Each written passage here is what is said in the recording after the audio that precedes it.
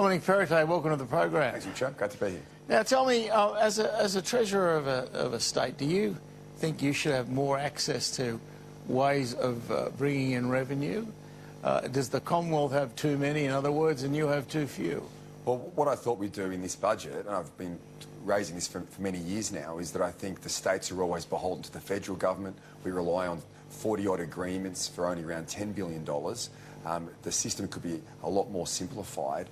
And unfortunately, I think a lot of the time, the reforms that occur at a federal level don't promote reform or incentives for states to actually stand on their own 2 feet. And states that don't reform, aren't efficient, are actually get more benefit from the federal government when it comes to federal financing.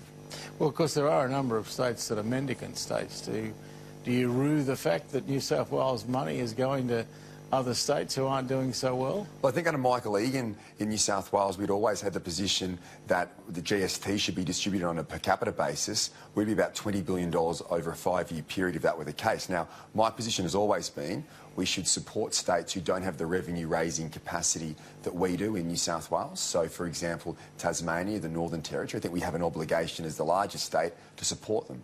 What I don't think we have an obligation to do is support states like Queensland, who don't reform, whose public service is growing at a much greater rate than its population, and it's states like New South Wales that top them up. And then in WA, for example, where the federal government last year made a change that I thought was a poor decision to put a floor in the relativity at 70 cents, which will ensure that Western Australia, when the mining boom returns, keeps more of its revenue. They've got a great revenue-raising capacity that other states don't.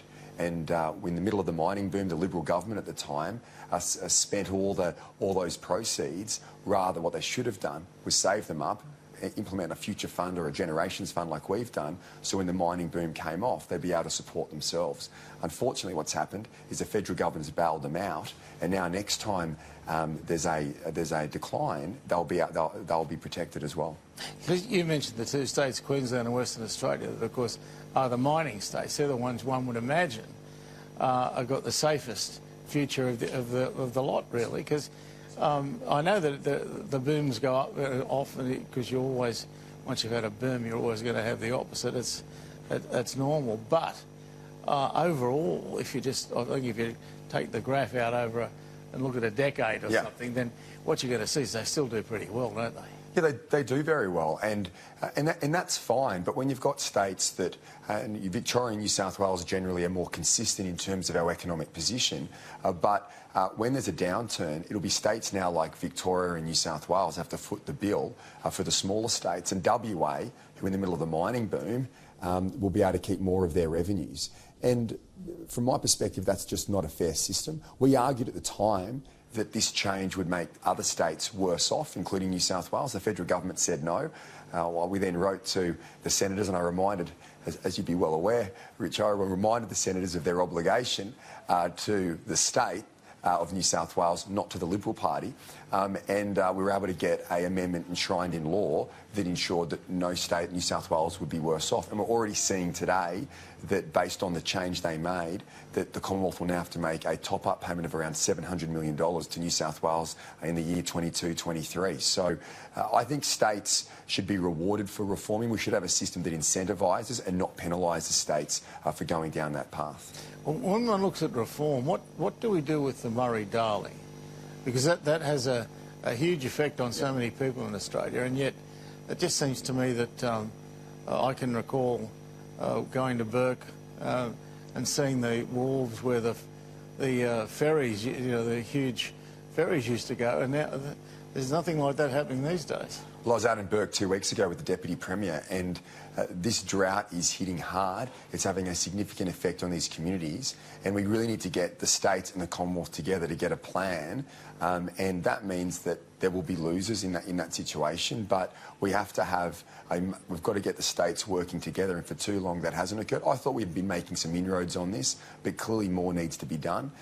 Even 98% of the states in drought. We put a lot of investment in this year's budget, not just to drought, but also investing in water infrastructure, or at least getting that moving, putting the business cases in place, because it's not, what happens generally is states and governments don't really act until the crisis hits. We've got to get in front of the curve, so when the next drought hits, we've got that infrastructure in place. So we're starting the business cases now from that Snowy transaction, the greatest water project in our nation's history, and that we generated $4 billion from that transaction, and we're going to make sure that there's significant water infrastructure investment off the back of it. Well, Barnaby Joyce has been telling us to build more dams for a long time, hasn't he? He has, and we've put the Wyangler Dam is a project we're looking at expanding, and we put some money in this year's budget for a business case. But we've got to look at what are the best case, what's the best way to proceed on this, and make sure that that investment will drive better outcomes down the track. You know, we want to make sure that we're not throwing this money away, but it will actually have a lasting impact. No, but it's hard to throw money away on dams because it's hard to build them. There's always objections. Doesn't matter where you go. There's always going to be a local protest movement, and one could understand I guess if my home was about to be submerged, I wouldn't be real pleased about it either. And this is the real challenge. I mean, we've seen this in New South Wales. When you've got such an expansive infrastructure program, you always run up against hurdles, and there are always protest movements. There's always environmental concerns. You've got to get the balance right, but at the same time, we've got to get these projects built, because the easy option is to sit on our hands, and if we do that, the state will go backwards. We won't get these important infrastructure projects up, whether it's water security, whether it's road and rail. And, you know, there are challenges. And we've learnt, actually, in this government over time, when the WestConnex project began, some of the home acquisitions we did not handle well at all. In fact, we handled them quite poorly. And we did a review of those processes, and I think we've now really ended up with a system where there's greater compensation support given to people who were affected by that infrastructure program. But at the same time, we can't stop and not have progress. How much can we extend a program of compensating people to George Street and the light rail? Because if I was a shopkeeper or I owned a pub or whatever in that area, I think I wouldn't be real happy. Well, there's some key lessons out of the light rail, and there's key lessons out of the WestConnex. With the light rail, we've been working through compensation with a number of those businesses, and that's the thing. A lot of these businesses may do well once the light rail is open, once these projects open, but on the way, if they're still standing. So we're working very closely with them on that. Our Parramatta Light Rail project is starting, and I've already gone out as Treasurer and met a number of the businesses there. I think getting them the information, giving them the understanding, and making sure that the public know that there's still the capacity for these businesses to function, and to give them financial support. This is the infrastructure government. There's no doubt about that. I don't think even your harshest critics could really try and disagree with that. But when it comes to the big spends, is it worth spending much on roads?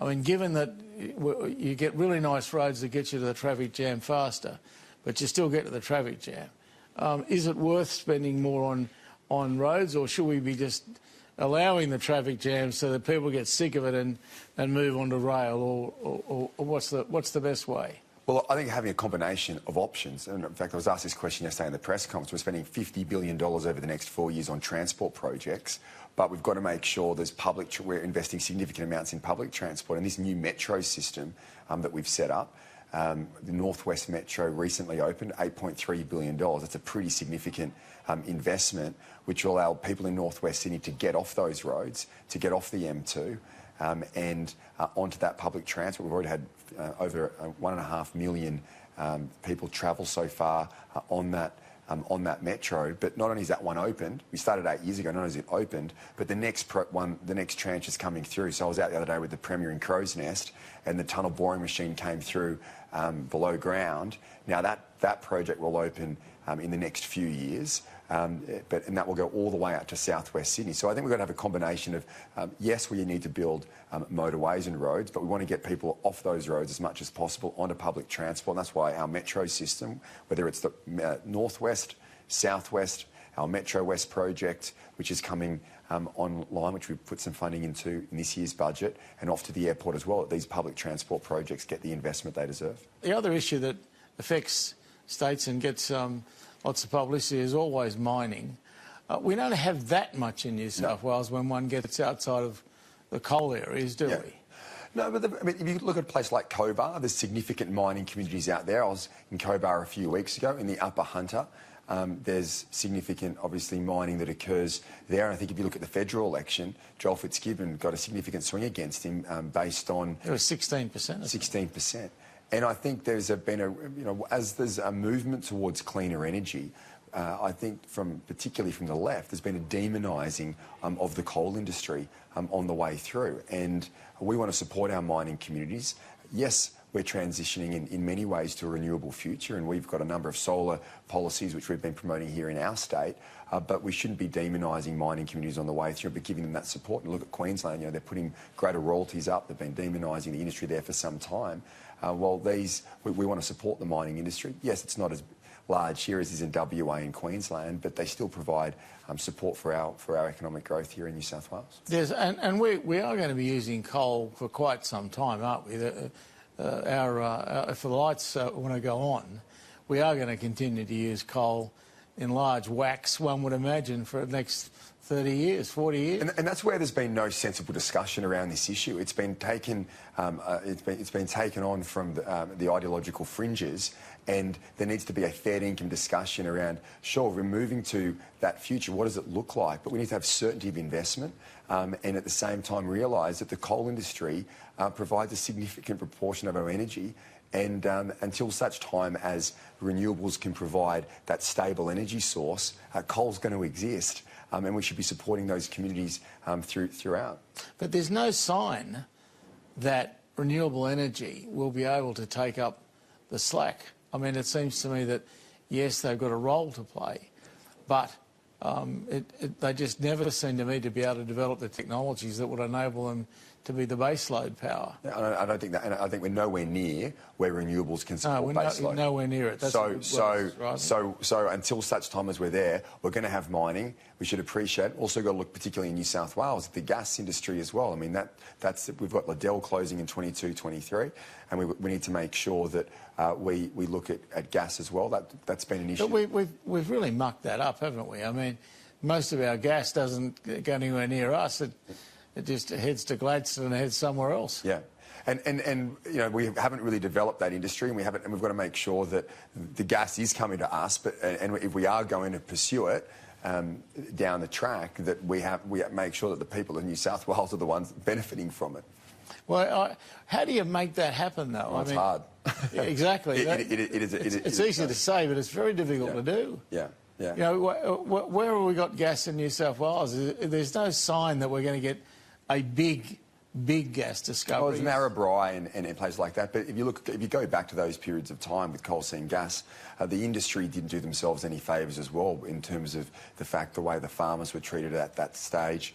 The environmental concerns weren't really played out well, and as a result, I think it became a negative issue. But we've now got this challenge with energy policy that you can't have a discussion around these issues without, you seem to being a climate denier or the like. We've got to get to a point where everything is on the table. If progress isn't made, if we're not actually having those discussions, I think we live in a political environment at the moment that different points of views are put to one side, and we don't actually get those good public debates. If we have good public debates, you can bring the public with you on the journey, and then implement better public policy off the back of it. See, climate change is a fascinating debate to me. You look at Trump, he dismisses it out of hand, and then in Europe, of course, it's part of the almost like a chapter in the Bible. It's something you must believe in. Where do you stand on all of that?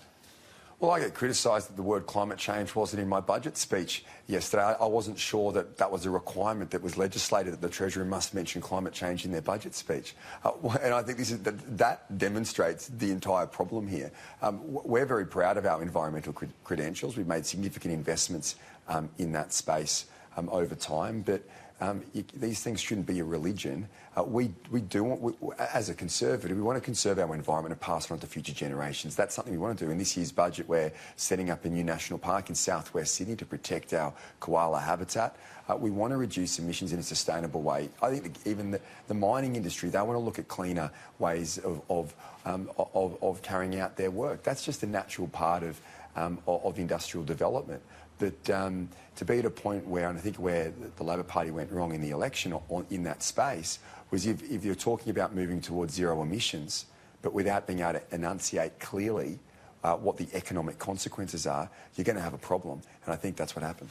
Yeah, I'm not actually disagreeing with that. I think the way that Bill Shorten handled it in particular was definitely the wrong way to go. But I still think but most people, I believe, in our country care about the environment.